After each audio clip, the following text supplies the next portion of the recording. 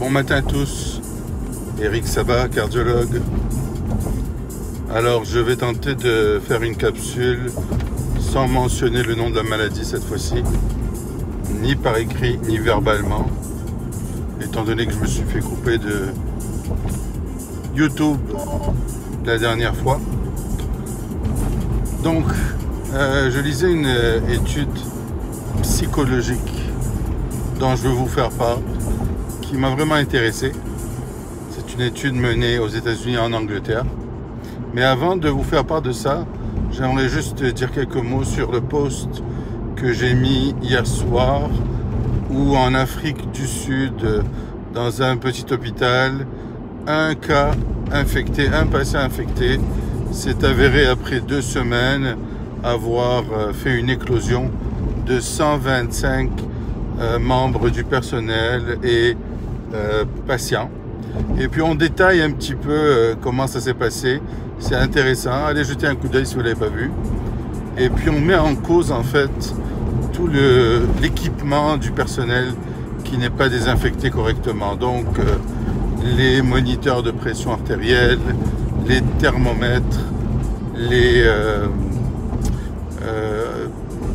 stéthoscopes. Donc ces appareils qu'on traîne d'une chambre à l'autre et qu'on oublie peut-être parfois de bien désinfecter à chaque fois, alors qu'on s'attarde aux mains et à la tenue médicale. Eh bien, dans cette étude, il a été démontré comme étant porteur du virus et peut-être donc le vecteur principal des éclosions à l'hôpital. Alors ensuite, je me suis dit, ah bon, j'ai vu des gens réagir, oh my god, c'est tellement contagieux, c'est catastrophique, on nous dit quelque chose, on nous dit autre chose. C'est vrai que l'OMS avait dit que les surfaces infectées ou les objets infectés ne sont pas source de grandes contagions.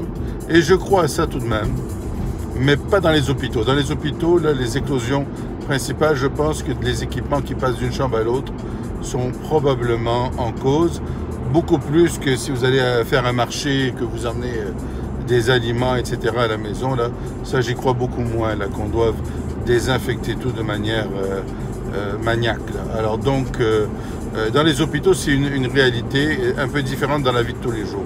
En fait, moi, ça fait déjà longtemps que je dis que le virus, à l'extérieur, dans les parcs, même si la distanciation sociale n'est pas parfaite, le simple port du masque va éviter réellement des éclosions en milieu extérieur. Les grandes éclosions se font en milieu intérieur, absolument, et ça j'y crois tellement.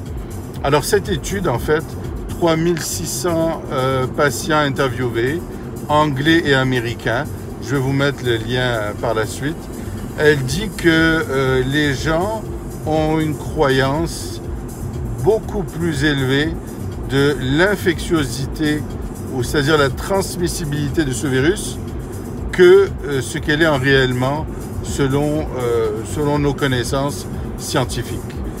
Alors ça, bon, ça m'a surpris un peu, mais donc ça veut dire que les gens ont l'impression que ce virus peut être attrapé très très facilement et être propagé très rapidement dans n'importe quel milieu intérieur-extérieur.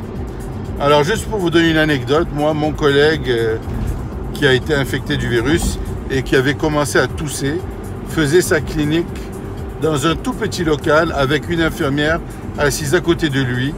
Ils ont partagé les claviers, l'ordinateur, il toussait, il avait un masque, elle avait un masque normal, et il désinfectait ses mains régulièrement, les deux. Et en fait, elle n'a jamais été infectée, même s'ils sont restés 3 heures dans ce petit local avec un collègue qui toussait. Donc, si ça peut vous donner une idée un peu différente, en faisant les précautions, il ne faut pas imaginer qu'il s'agit là d'un virus de la rougeole. Loin de là. Il est au moins 15 fois moins contagieux que la rougeole puisse l'être. Alors donc, je voulais commencer par vous donner cette idée. Et pourquoi je voulais vous donner cette idée? Parce que l'étude en question, elle mentionne que si on apprenait aux gens que le virus était moins contagieux qu'ils le pensent, on économiserait des millions de dollars en frais de soins de santé. Et là, je me suis dit, mais qu'est-ce qu'ils veulent dire exactement? Parce qu'il me semble que si on leur dit qu'il est moins contagieux, qu'ils ne vont pas respecter la distanciation sociale et les techniques de base. Et l'étude, en fait, et la conclusion de l'étude, c'est ça qui est fascinant, c'est qu'elle dit tout le contraire. C'est que plus les gens ont l'impression que le virus est contagieux, plus ils ont une attitude fataliste et ils sont moins portés à vouloir se protéger et faire les efforts qu'on nous demande de faire. Et en fait, c'est comme si dans leur esprit, c'était automatique qu'il fallait tous passer à travers ça et puis, tant qu'à faire, let's go, allons dans la gueule du loup. C'est pas vrai. On peut éviter, on peut certainement éviter un pic important comme on l'a déjà démontré et on peut, sait-on jamais, éviter le virus jusqu'à ce qu'un traitement efficace vienne diminuer beaucoup le risque de ce virus. Alors, c'est le message que je voulais vous passer aujourd'hui.